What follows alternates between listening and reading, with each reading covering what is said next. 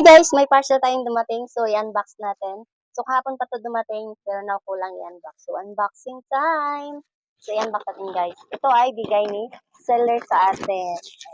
So ito lang talaga ang kagandahan pag nag-affiliate ka, no? So bukod sa may commission ka, may item ka pang ma-receive. So wow, naka-bubble wrap talaga, no? So safe na safe talaga ang item mo dito pag sa Black App ka mag-order. So, here we go. So, tignan natin. Charan! Wow, ang ganda. So, ito ay, ang ganda naman nito. Ayan, no. Wow! Meron na tayong mga sandok. Ayan. So, kompleto siya, no? Ayan, as you can see naman. So, ayan. Kompleto siya. So, isa-isa. Ang ganda ng kulay. Ang kulay nito ay beige.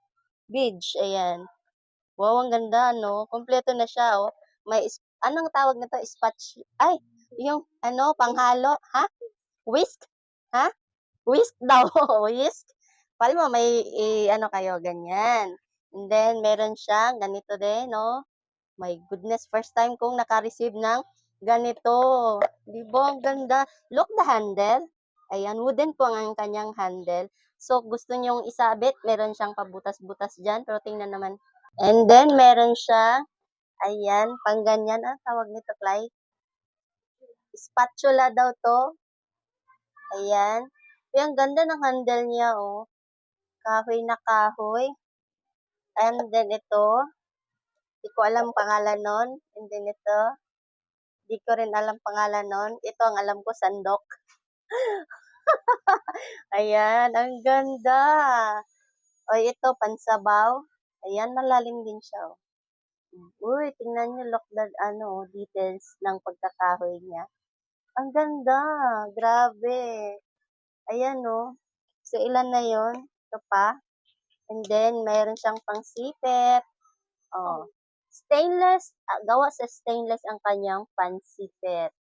Ayan. So, ito panlock to eh. Oh. Kung gusto nyong bumuka, ganon. Oh. Pag ayaw naman ganyan. O, di ba? May natutunan kayo. Charot. So, ito yung lagayan niya. Ayan, oh.